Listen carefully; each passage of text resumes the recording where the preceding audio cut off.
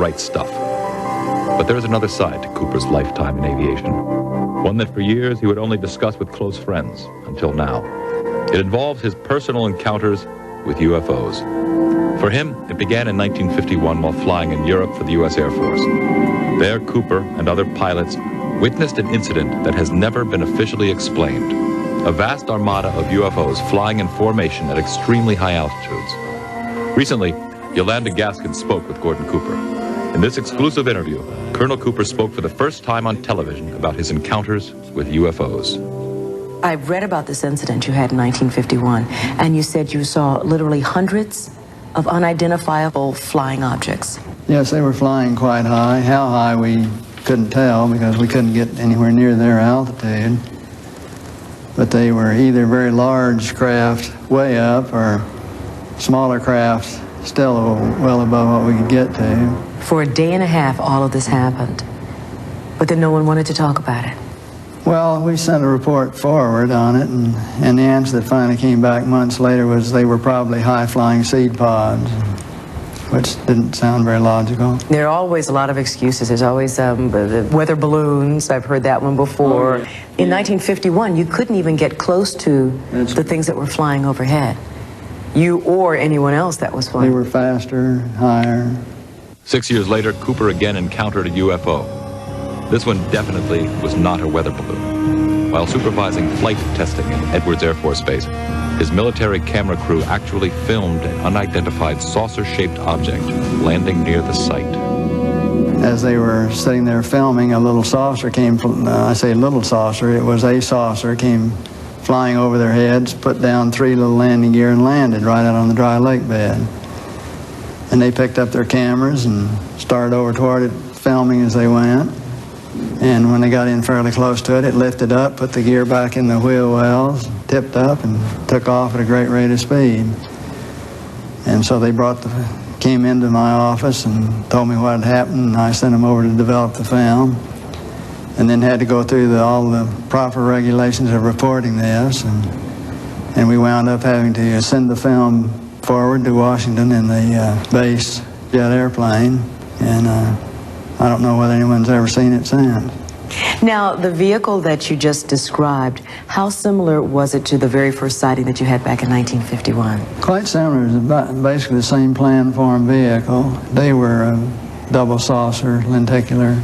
But if you're going to be going in and out of atmospheres like Earth or other places might have, you certainly need a little more aerodynamic type of vehicle. And the saucer has the capability of going through the air at tremendous rates of speed and handling the bow and trailing wave without making shock waves. So it can be very silent while traveling at big rates of speed through the atmosphere. But sightings of UFOs weren't limited to the military. Cooper has commercial airline colleagues who've also seen UFOs. Yes, a friend of mine who was a captain on a major airline at night was flying along, noticed this, suddenly a big glow came off his left wing, and he looked out and this big saucer was sitting right off their wing. And so he turned slide toward it and it moved away, and turned back and it moved back in position, and turned to his co-pilot and said, do you see what I see? And he said, oh God, yeah, I do. And it trailed along with him for quite a period of time, then tipped up, climbed very steeply away. Was on Jim McDivitt's Gemini 7 mission, where they saw this glint of something metallic off in the distance, and he reported, and nobody had it listed on the ground, so he tried getting a picture of it, but the sun, unfortunately, was glinting off of it so bright. All you got is just a glint. There was no detail on what it was, but never any further sighting at all on it. Years later, Cooper approached the United Nations with a proposal for a committee that would explore the UFO phenomenon. Right, now tell me about the letter to the UN. Well, the letter to the UN was in conjunction with a meeting that I had with Kurt Waldheim and the Security Council of the UN to try to encourage the UN to establish a committee to start comparing notes and data and information, and to really look into all of this from an unbiased, neutral point of view. Here's a quote from your letter. I believe that these extraterrestrial vehicles and their crews are visiting this planet from other planets and are obviously a little more advanced than we are here on Earth. And are you saying that's exactly why governments have been trying to keep this information private, because of that obvious advancement? Very possibly, right.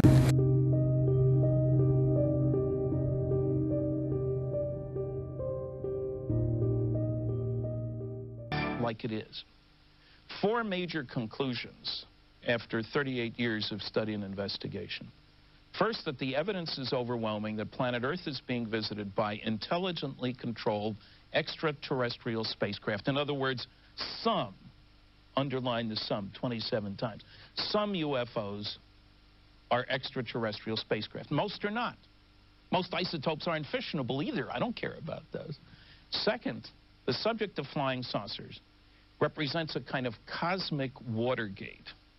By that I mean that some few people in the governments of the United States, France, England, Canada, Germany, have undoubtedly known since July 1947, and I haven't talked about the second crash west of there, or how I got involved in this in the first place. A few people within the governments have known that the planet has been visited. You don't keep secrets by telling everybody. The need-to-know concept is paramount. Third, none of the arguments made against conclusions 1 and 2 by the debunkers of the world, including my University of Chicago classmate Carl Sagan, stand up under careful scrutiny. Their arguments sound very good until you check them against the evidence, and then they collapse. And finally, fourth, this is the biggest story of the millennium. Visits to planet Earth by alien spacecraft, successful cover-up of the best data, the bodies and the wreckage, for almost 49 years. Why are you interested, and who are you to know so many things about that, and to look like as if you believe all this story? Means you believe it. Well, okay. I spent 14 years in industry working on canceled government-sponsored research and development programs, nuclear airplanes, fission rockets, fusion nuclear rockets, nuclear power plants for space. I worked for major corporations, General Electric, Westinghouse, General Motors, TRW, Aerojet General. I have been, right from the start, interested in far-out technology, advanced technology, space travel, things like that. And I've worked on programs that, like, we operated nuclear rockets this big at a power level of 4,000 megawatts. We operated aircraft engines on nuclear power. And about 1961, at the University of California Library in Berkeley, huge library, I ran across a privately published version of Project Blue Book Special Report number 14, the largest official scientific study ever done for the United States Air Force Project Blue Book. They had data on 3,200 sightings investigated by professional people spending full time, categorizations, quality evaluations, charts, tables, graphs, maps, 240 of them.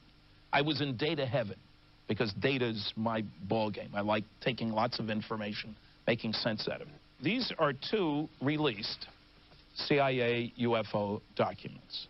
You can read 8 words there, 9 words here. Totally useless words, info, location, date, things like that. Now, there are 2 further points. Anybody who says that agencies of the United States government are not withholding information about flying saucers are either lying or ignorant or both. I have been challenging some of the debunkers to get any of the NSA documents, 156, they say so. And it's been 10 years. Not one so far. Or the CIA documents, the rest of them. Now, some people say, look, 14 documents over a lot of years, obviously it wasn't very important. That's not true. I talked to the man who forced the CIA to release its information about mind control experiments.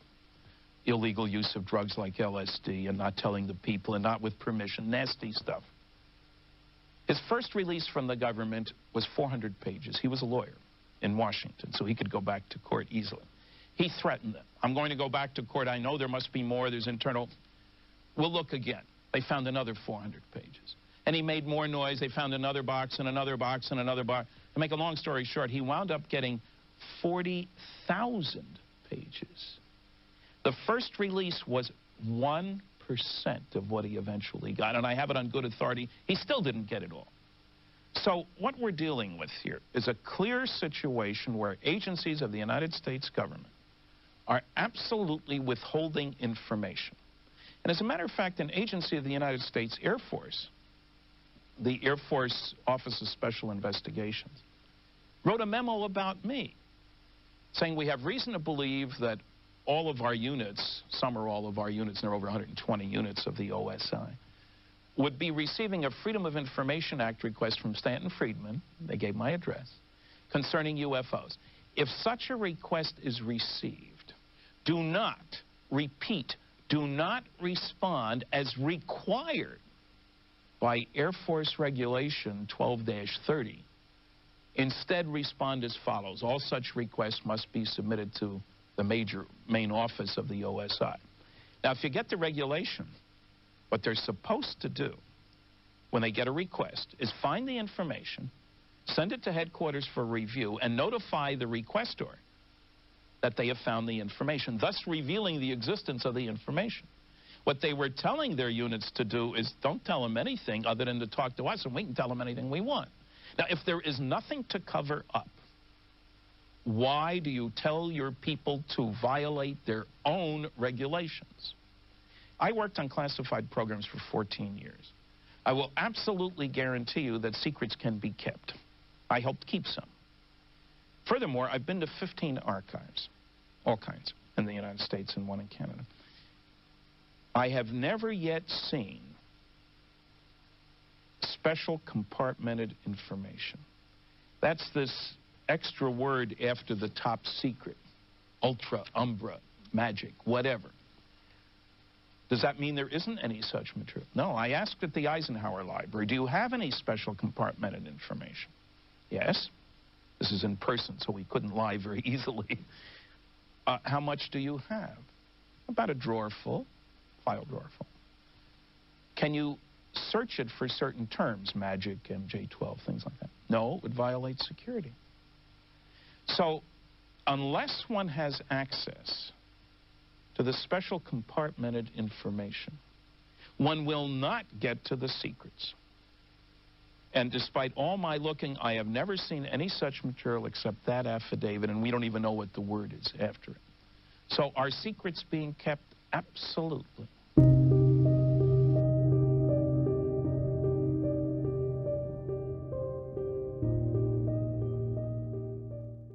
Yes, I can, with pleasure. I've done it more than once before. I know a good bit about the Bentwaters incident, and I've read half a dozen books. I've interviewed a number of the people who took part in it. And what I have decided, after careful thought, and I have said it in public more than once before, there are only two explanations for what happened that night in Suffolk. The first is that what the people concerned, including Colonel Holt, who was at the time the deputy commander of the base, and a lot of his soldiers, or airmen, they claim that something from outside the Earth's atmosphere landed at their Air Force base. They went and stood by it, they inspected it, they photographed it. The following day they took tests on the ground where it had been and found radioactive traces. They reported this. Colonel Holt wrote a memorandum which was sent to our Ministry of Defense. He has appeared on British television at least once, to my knowledge, possibly more often, in which he has repeated, effectively, what he said in that memorandum. And what he said is what I have just described. That is one explanation, that it actually happened, as Colonel Holt reported. The other explanation is that it didn't. And in that case, one is bound to assume that Colonel Holt and all his men were hallucinating. My position is perfectly clear. Either of those explanations is of the utmost defense interest. It has been reported and claimed, and I myself have raised it with ministers at the defense ministry in this country, who deny that anything they have been informed is of defense interest. Surely, to any sensible person, either of those explanations must be cannot fail to be of defense interest. That the colonel of an American Air Force base in Suffolk and his merry men are hallucinating when there are nuclear-armed aircraft on the base must be of defense interest. If indeed what he says took place did take place, and why on earth should he make it up, then surely the entry of a vehicle from outer space, certainly not man-made, to a defense base in this country also cannot fail to be of defense interest. And it simply isn't any good, ministers, and the Ministry of Defense in particular, saying that nothing that took place that December night in Suffolk is of defense interest. It simply isn't true.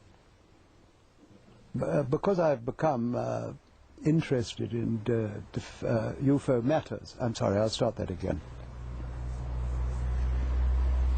Since my name has become connected with UFO matters in quite a big way in this country, and in one or two other countries too, I have frequently been asked by a person of my background, a former chief of the defense staff, a former chairman of the NATO military committee, why I think there is a cover-up, or what the reasons may be for governments wishing to cover up the facts about UFOs. And a number of explanations have often been put forward, of which the most frequent and perhaps the most plausible is that the governments concerned, which are primarily that of the United States and that of my own country, believe that if they told the truth, which is that there are objects in our atmosphere which are technically miles in advance of anything that we can deploy, that we have no means of stopping them coming here, and that we have no defense against them should they be hostile, that I believe... Sorry, I have to stop.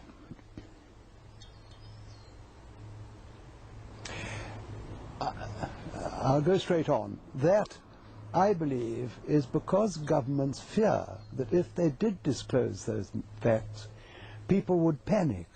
People would rush about, jam the switchboard like they did on that famous day in New York when there was a spoof, Martians have landed. People will go mad and they'll jump up and down. I don't believe that at all. I've said so in print. I've said it in the foreword I wrote to one of Timothy Good's books.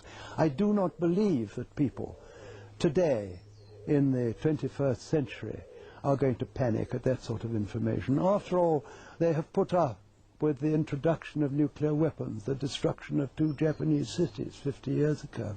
They put up, not put up with, it's the wrong word, they take as a matter of course that we can land vehicles on Mars.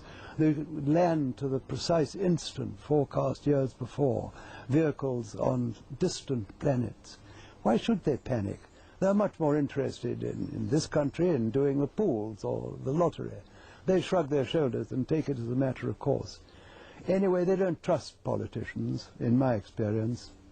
So I believe that that is the most likely explanation. There are, of course, others, but I think I'll have to settle for that. If I can ask you in one closing... What I'd like to say is that there is a serious possibility that we are being visited and have been visited for many years by people from outer space, from other civilizations. That it behoves us, in case some of these people in the future or now should turn hostile, to find out who they are, where they come from, and what they want.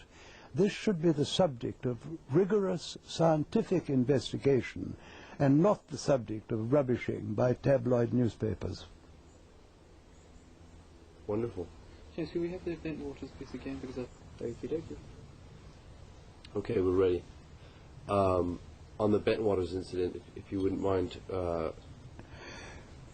It seems to me that the Bentwaters incident is a classic case where an apparent intrusion into our airspace, and indeed a landing in our country, was witnessed by serious-minded people in the military, responsible people doing a responsible job. And Bentwaters is, in a sense, a benchmark for how not to deal with these matters in the future.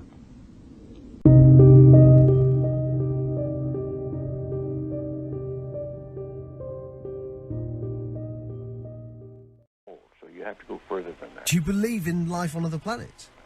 Oh, yes, there's not much question at all. But there's life throughout the universe. We're not alone in the universe at all. You're convinced that we're not alone in the universe? Oh, I know for sure we're not alone in the universe. Now, have we been able to identify for sure where the other planets are? No, we have not. Certainly not in our solar system. But they've identified quite a number of planets now that very likely could be life-bearing planets. And I happen to be privileged enough to have be in on the fact that we have been visited on this planet. And the UFO phenomenon is real, although it's been covered up by our governments for quite a long time. Whoa! Hang on a minute. Well, this is big. Whoa! All of this is quite a shock to me. Well, I'm sorry you haven't been reading the papers recently. It's starting to open up quite a bit. So you're telling me? Well, there's a lot of information to take on board. Hang on a minute. I mean, listen. I've heard crazy UFO nuts tell me this kind of thing before. I've never had Dr. Ed Mitchell, the sixth man to walk on the moon, a respected scientist in his own right, announce to me that we've been visited by aliens from other planets and that they definitely are out there. There's no debating it. Well, that's the first time you've ever talked to me, or I've told you about it before. So you believe in all of the whole deal? There's more nonsense out there about this than there is real knowledge, but it is a real phenomenon, and there's quite a few of us. It's been well covered up by all of our governments for the last 60 years or so, but slowly it leaks out, and some of us are privileged to have been briefed on some of it. I happen to have grown up in I don't even know whether you know this place, Roswell, New Mexico, where presumably the Roswell incident of 1947 took place, and I'm quite knowledgeable of the lore there, and since I grew up there. But I've also been in military circles and intelligence circles that knows beneath the surface of what has been public knowledge that, yes, we have been visited. So, and be serious, you're not going to go, I was just pulling your leg about that. That's not true. I'm just wondering if I've stumbled upon astronaut humour, and in a couple of minutes you're going to go, I was only pulling your leg. No, I won't say that. Wow. So what? So you've been briefed on the fact that we've been visited. Well, I haven't briefed is one word for it. I have been involved in much of this work. No, it's not my main work. It's not my main interest. But I have been deeply involved in certain committees and certain research programs with very credible scientists and very intelligence people that do know the real inside story. And I am not hesitant to talk about it. What is the real inside story? Well, I've just been telling you. We have been visited. Are we in regular contact, or was it a one-off crash, or...? Well, no, there's quite a bit of contact going on. I can't tell you because I don't know all the extent of it. I don't know all the inside details because that isn't my really main interest. But the fact that we have been visited, the Roswell crash was real, and a number of other contacts have been real and ongoing, is pretty well known to those of us who have been briefed and been close to the subject matter. So why is it being covered up then? Why is it that it's not mainstream? Well, the reason for that goes back to the main instance really started taking place after World War II, when in the United States, at least, I can't speak for the European governments or the South American governments, all of whom have recently started opening their files. And it's been open. This is starting to open up, and just read the internet or look at some of the press, international press. You'll start to get the stories that are coming out now. But I've had people on the show telling me that that the governments are mounting up towards disclosure, towards saying that this is the case. Do you think it will be the case that there will be an actual disclosure on this, maybe this year, that the governments will come out? I don't know whether it'll be this year in the United States, but certainly We've already had it in the last few years from the Belgian government, the French government, the Brazilian government, the Mexican government. They've opened their files and admitted that they had the files. Right, okay, let me get my head together. Okay, listen, here's what I know. I've had people on the show talking about the fact that the Catholic Church has said belief in life on other planets doesn't compromise your Catholicism. Of course, that just happened recently. Yeah. In association with a major release, I believe, of the British government, some of the British government files. They weren't their deepest files, but there were some files released. Yeah. What's happening is at the moment, over the next 4 years, all of the UFO files here in the UK are being released. Do you think it's the case that we are ramping up towards maybe the UK admitting it? Well, I can't say how fast it's going to happen, but certainly the public awareness of it is increasing. The public acceptance is increasing. The amount of misinformation and covert and attempts to cover up seem to be decreasing. I think we're headed toward real disclosure, and there's some very serious organizations moving in that direction. You've had a long time to think about this. What do you think the impact will be on the world when it is finally mainstream news that there are alien beings that live outside this planet? Well, I think at this point it's probably ho-hum, so what's new? I think that certainly in the United States, there's well over 70% of the people now accept this as fact, although they do not know all the correct story. They do know that there has been, or accept the fact that there has been visitation and that there's UFOs in the skies all the time that are very likely alien craft. Now, not all of them are. I suspect some of them are homegrown. I suspect that in the last 60 years or so, that there has been some back engineering and the creation of this type of equipment, but it's not nearly as sophisticated yet as what the apparent visitors have. So, as part of this, as part of you knowing about this, and also going public with it, are you worried for your own safety with this kind of stuff, or are you convinced that the no, I think those days are gone. That used to be a concern among the people on the inside, but I don't think they're knocking anybody off for that anymore or doing drastic things to them. What do you think the intent of the aliens is? Is it hostile or peaceful? No. It's not hostile. It's pretty obvious that if it were hostile, we'd have been gone by now. Really? I mean, what? We could have been. Wow. We had no defense, if that's what their real intent was. And what are we talking? What do they look like? Are we talking like, the traditional sort of... You've seen some of the pictures. The pictures that I know of, some of them are these little people that look strange to us. As far as I know, from my contacts that have had contact, that's pretty accurate. Wow. Do you think other people who were involved in the moon landings know about this? Some of them do. But again, it's like other people. If you're interested enough to dig into it and want to know about it, you can know about it. Because, man, listen, I know you're a busy guy, and I know there's other people who need... Yeah, this phone, they're not leaving me alone with this other phone that's ringing all the time, and I'm by myself here. This has been easily one of the most significant conversations of my life. Unbelievable. I want to thank you for joining us. You bet. And, Dr.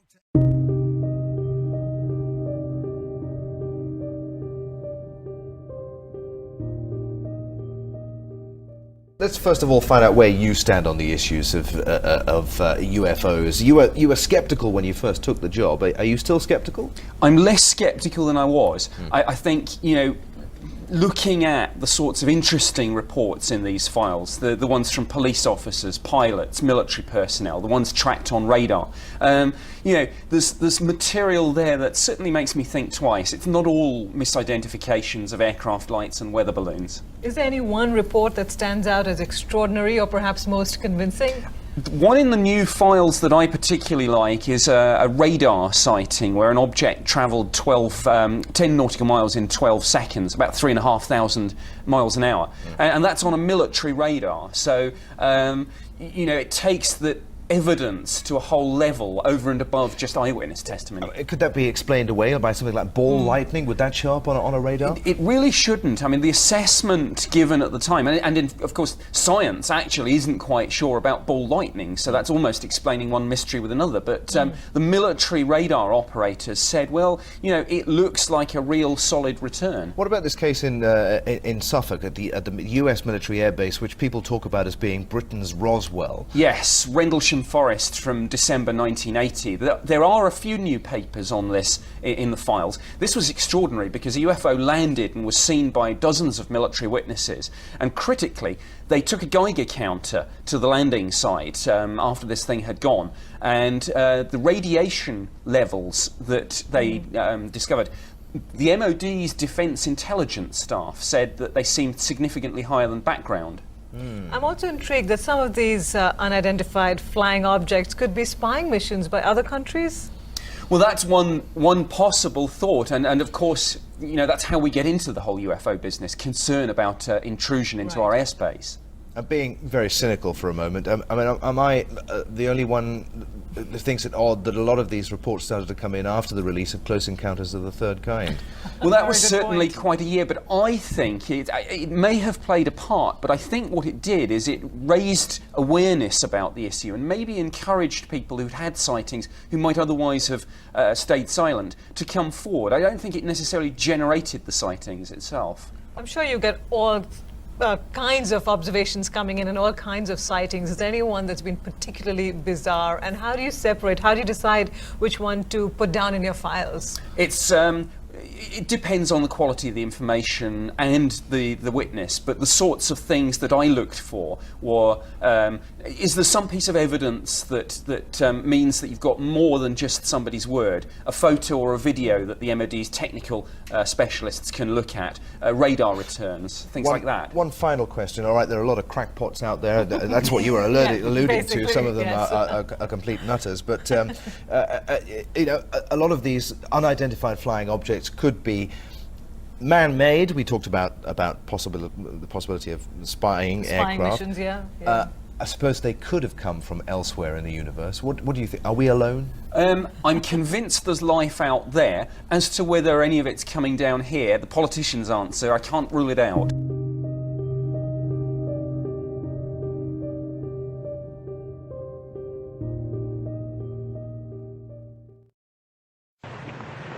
And now to our story. Major Donald Kehoe is the director of the National Investigations Committee on Aerial Phenomena. As head of this private group interested in flying saucers, he has repeatedly attacked the United States Air Force and others for claiming that flying saucers are apparently flights of fancy and not flights by Martians or men from the moon. Independent surveys show that millions of Americans do share his belief in these celestial saucers.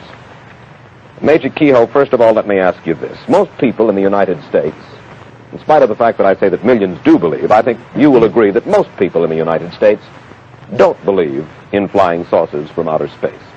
They probably hold the view of columnist Bob Considine, who wrote that flying saucers are products of, for the most part, quote, pranksters, half-wits, cranks, publicity hounds, fanatics in general, and screwballs, end quote. How do you feel about Mr. Considine's charge?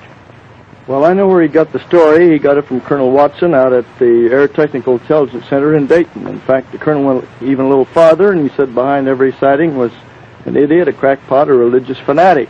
That included a lot of high-ranking Air Force pilots, incidentally, and many airline captains, people who were qualified to see these things. But he's just following out an Air Force policy. Well, now, you're not suggesting that Bob Considine is in the pay of the Air Force. He's an independent newsman with a considerable reputation. I mean the colonel. No, I have every respect for Bob Considine. In spite of the fact that he suggests that pranksters, half-wits, and screwballs are responsible for the stories about flying saucers. Well, I wish I could show him any time a list of about 800 witnesses, some of the big names in aviation, including up to the rank of colonel in the Air Force. They're still flying, and they're still carrying passengers. They've never been grounded. They're still guiding airliners in, the radar men are, night after night in bad weather. If they're screwballs and incompetence, why are they still on the job? Major Kehoe, where do you think flying saucers are coming from? I don't know. There is an indication that they could be using Mars as a base. I don't mean they originate there, but every time Mars has approached us in the last 10 years, there's been a noticeable increase in saucer sightings. And that's been mentioned officially. In fact, the Canadian official project, on the basis of that, set up an observation station in Canada. You say the Canadian official project. What do you mean by the official? There was an official project called Project Magnet. And they set up an observatory at Shirley Bay to try to track these things. And what happened to the official project? You say there was a project. Yes, they ran for about a year, and they had one sighting on a gravimeter, which indicated that something, a very large object, had flown over there. But they finally decided they were spending a little too much money on it, I suppose. Well, certainly they wouldn't have thought that they were spending too much money on it if they believed that that kind of phenomena existed. A lot of people on the project are still working up there on their own time, and certain government officials have still kept the lid on their reports in Canada, just as they do down here. What is your theory? In other words, you suggest that they come from Mars or from other planets, from other solar systems possibly throughout the universe. Is that correct? Yes, and there are a lot of scientists who said the same thing. What is your theory as to the kind of people who fly these, or the kind of beings who fly these saucers? Well, that's speculation. Willie Lay said recently they'd be just like the man next door, the invaders from space, and his reasons may be good. But most of the top scientists have said that the odds are that beings from other worlds would not be like us. Some of them would be. Dr. Harlow Shapley, for instance, said that there probably were at least 100 million inhabited planets in the universe. And Menzel, who doesn't believe in saucers at all, says that he goes that high or even higher. And among those, they must be, by the law of averages, a certain number of planets that would be like the Earth. And if evolution started at the same time, why, you might have the same type of being. What do you think are the intentions of these people, for lack of a better name, of these people who are in these flying saucers? Well, there's been no evidence of any hostility. During the last 10 years, what we call the modern phase, there have been sightings before then. There have been some accidents, Air Force pilots chasing these things. Captain Mantell was killed chasing one in '48, and 2 pilots disappeared chasing one in '53 over Lake Superior. But I think those were just accidents. Just accidents. Why don't they try to communicate with us? What's your theory about that? Well, I'll follow some of the theories the Air Force people have said. They suggested to me back in '52 and '53, at which time we were cooperating. I had a lot of very good friends in the Air Force at that time. The policy was to give out the information. They were about to tell the people everything they had. And the theory was then that perhaps these beings were so much different from us that communication would be a very hard thing. They might not, for instance, have speech sounds like ours. That's one answer. Another thing, they might not be able to exist in our atmosphere. We're going to land on the moon, we'll have to wear spacesuits or else build air-conditioned buildings up there, air pressured. There could be lots of factors like that. Well, do you think they're down here when we do see them to look at us? I think that it's probably a long-range survey. A long-range survey? That's right. And yet no attempt, as far as we know in any case, of communication with us. There have been claims of communication, but most of those have been by individuals. The Air Force has not admitted that there's ever been one, and I don't know, our committee hasn't found any cases that we would accept as absolutely verified. All right, now, let's go at it from another point of view, if I may, the Air Force point of view. They agree, undoubtedly, objects have been seen in the sky. But the Air Force has said time and time again, and this is a quote from Richard Horner, Assistant Secretary of the Air Force for Research and Development. All but a small percentage of these reports of unidentified flying objects have been definitely attributed to natural phenomena that are neither mysterious nor dire, end quote. Weather balloons, mirages, ordinary sky phenomena like meteors, airplanes themselves. What about that? I'll answer that, but I'd like to make several points doing it. In 1947, the Air Technical Intelligence Center at Dayton, the top Air Force intelligence men and scientists under contract, sent a secret document to the Commanding General of the Air Force saying that whatever these things were, they were real. In 1948, ATIC, the same group, sent a top secret estimate to the Commanding General, Hoyt Vandenberg, said these were interplanetary space. In 1952, there was an intelligence analysis of the maneuvers of these things, as seen by radar, triangulation, radar photographs, and in 53, the Central Intelligence Agency and the Air Force had a special panel of scientists meet at the Pentagon to tell them what to do. And after they got through, this group said, you don't have proof that these things exist, not scientific proof, but you have a very strong circumstantial case. We suggest you quadruple the investigation, set up special observation posts, and in the meantime, release everything you've got to the American people. Now, you've got 4 documents there that they've been sitting on all this time. Now, and they have been spending a lot of money investigating flying saucers. If they don't exist, why the money? Why did the intelligence teams rush out every time there's a sighting? Now then, you have mentioned 4 documents that you claim exist. We've heard in the past that you have claimed that these documents existed. We've seen your literature in which you talk about the existence of those documents. So we spoke with the Air Technical Intelligence Center at the Pentagon earlier this week, and this is what we were told officially by them. 3 of the 4 documents Major Kehoe refers to simply do not exist. The 4th document does exist. You can have a copy of it, Mr. Wallace, and you can see that it doesn't say what Major Kehoe claims it says. We have a copy of it, and I quote to you from the copy. The Air Force document says just this. The panel recommends that the national security agencies take immediate steps to strip the UFOs of the special status they have been given and the aura of mystery they have unfortunately acquired. We suggest an integrated program designed to reassure the public of the total lack of evidence of inimical forces behind the phenomena. And again, as I point out, Secretary Horner says it simply ain't so. Now, why? The point really at issue here, it would seem, Major Kehoe, is this. Why do you believe that the Air Force says that nothing is going on? Why do you believe that it's a fairly serious charge that I know you make. it is. You make the charge that the United States government is withholding from the people of the United States certain very important information. Why? What would their motive be for withholding that kind of information from us? Well, I'll answer that, but I would also like to show you some proof that they are withholding it. The reason that was given to me when they were working with me back in 52 and 53 was, first, that they were afraid of hysteria. Remember the Orson Welles show way years back when he scared people into the hills with the idea of invading Martians? Then they were also afraid that it would upset organized religion. That was a smaller factor, but there was some fear of it. Later they were afraid that these accidents, when interceptors had chased these things and had been lost or had crashed, might be considered proof of hostility.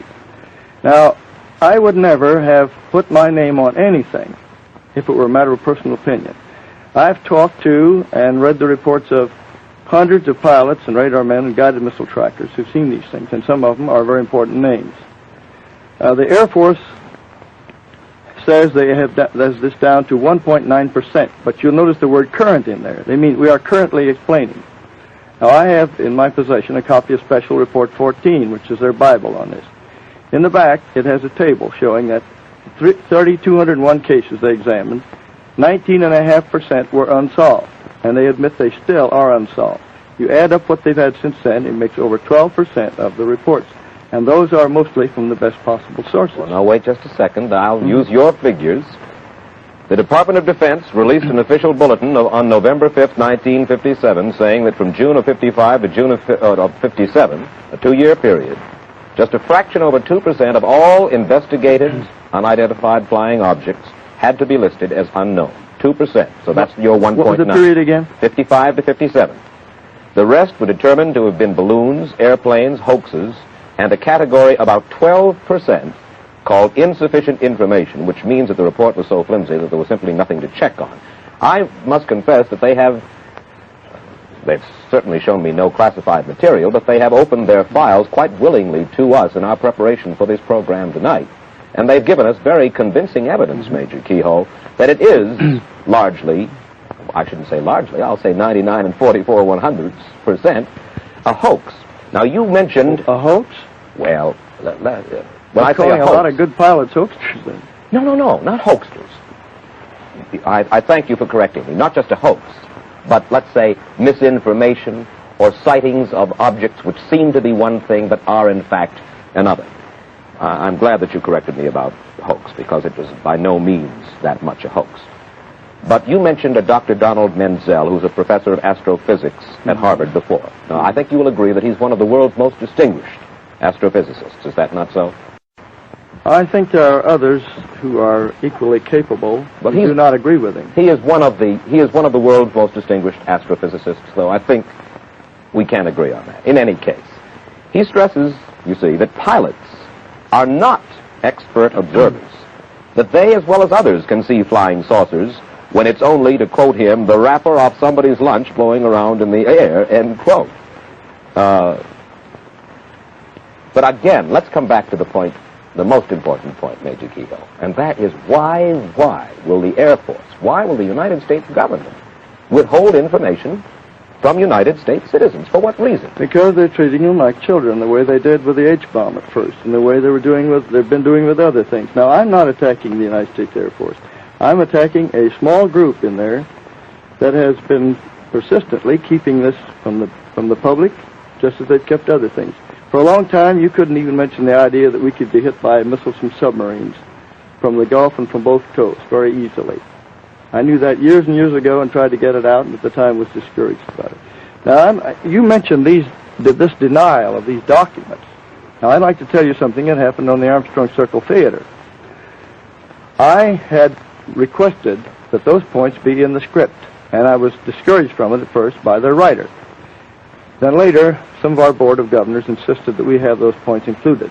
So I said, either I don't go on or we have those in there. So I said, all right. So the script was completely rewritten. Now, those were in the script as it was first rehearsed, but when the second rehearsal came along, and the Air Force saw the mimeograph sheet, the Air Force representative, according to the Armstrong writer, said they would immediately deny it on the air, even though it meant denouncing their own former project chief. Now, the source for this is Captain Edward Ruppelt, who was the head of Project Blue Book for 2 years, and at that time he was considered good enough that he briefed President Truman on these things. He was the top man. Rank didn't mean anything. It's your experience that counted. All right. He says these things existed. He put it in the book, which was cleared by Security and Review in the Air Force. On December 5th, 1955, that was cleared. It's in his book. He's never been hauled in and court-martialed. Now, I have here, and if you allow your camera to come in on it, this is a sheet from the script of the Armstrong Theater, which was deleted. This was crossed off, and I was told that I couldn't say it on the air. Now, that was censorship by intimidation. This can be matched up with the other sheets from the Armstrong Circle script, and any typewriter expert will show you. Well, I'm certain they ordered it taken out. I'm certain that people believe you. The only thing is that the next morning I distinctly remember reading a report by you, Major Kehoe, to the effect that no censorship, no pressure of any kind had been put upon you. I'm sorry, Mr. Walsh. I know that statement almost by heart. Yes. I said that CBS and the Armstrong people were not to blame for cutting me off the air when I tried to mention the fact that a Senate committee was working on the secrecy angle. I never mentioned this that night to anyone because I had promised that I wouldn't say anything about it on the air that day, the Armstrong people. It was taken out, and I will do this. I will ask the United States Air Force to have the Marine Corps put me on active duty for court-martial if that is not the case.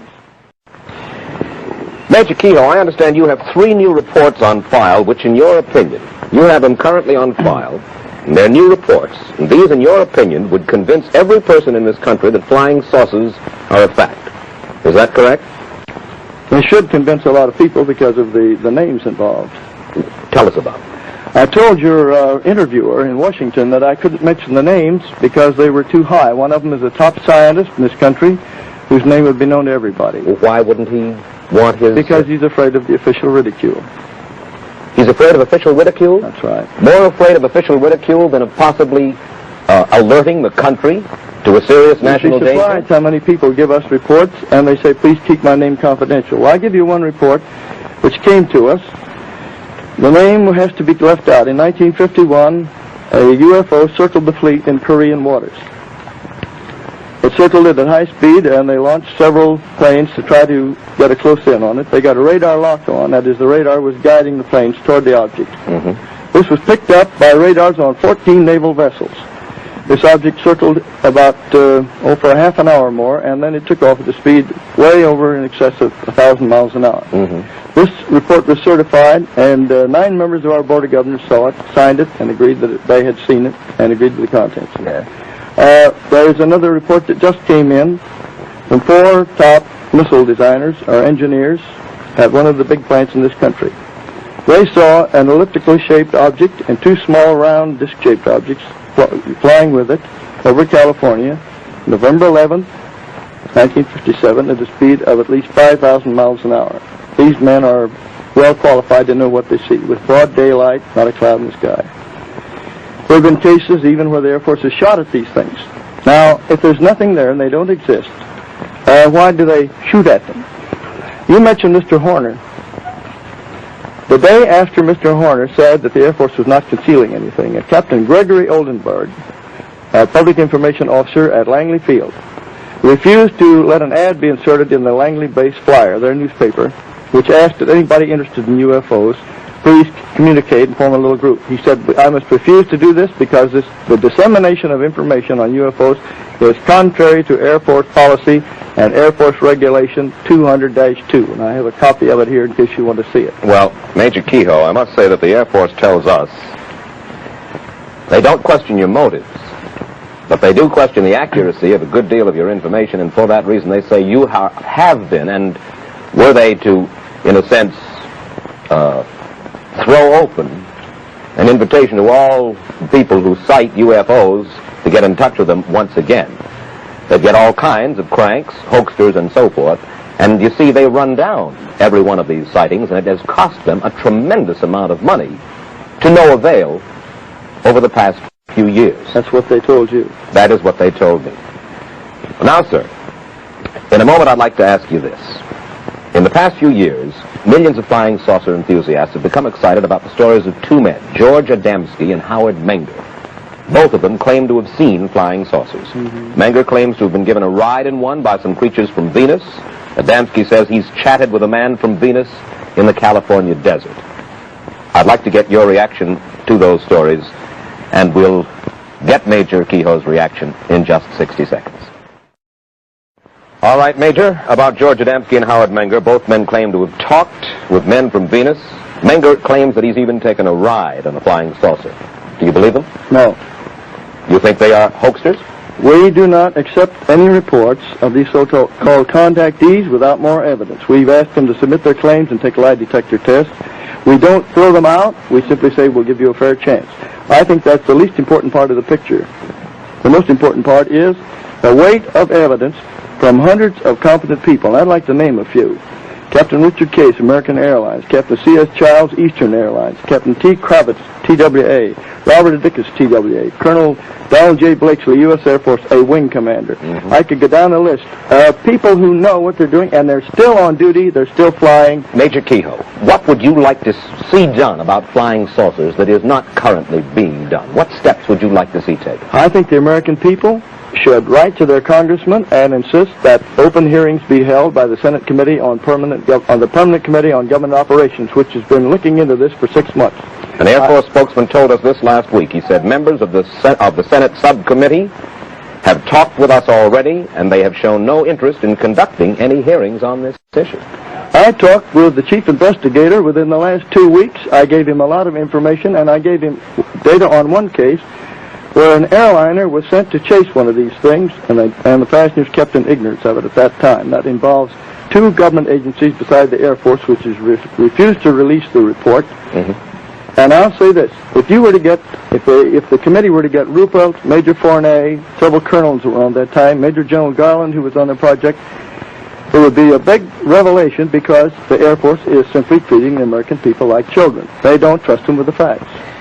You know, here's an interesting question, Major. The United States and Russia have started sending satellites into the sky, and we may be hitting the moon with a rocket soon, possibly Mars. You believe that creatures from outer space have space stations on Mars. What's going to happen when we start firing rockets at the moon or at Mars? And that question's already been brought up. We expect to have a base on the moon within the next 5 years. It's possible that there is a base on there. I don't say there was any proof of it. Is it possible we're going to start an interplanetary war when we start sending our rockets to the moon and to Mars? In 1935, General Douglas MacArthur said the next war would be an interplanetary war, and we'd have to unite against people from other planets. One last question, Major Kehoe. Have you ever seen a flying saucer? I've seen them tracked on radar, but I take the word of about 800 of the best witnesses in this country and abroad. But you yourself have never seen a flying saucer? I've just been a reporter, and a careful one. Thank you very much, Major Donald Kehoe. As you've just heard, the flying saucer controversy is deadlocked in contradictory statements and interpretation of facts. As for Major Donald Kehoe himself, like most of us, he's never seen a flying saucer, which may just make him like a mystic who's never seen a ghost. But one must give him credit. He has much faith.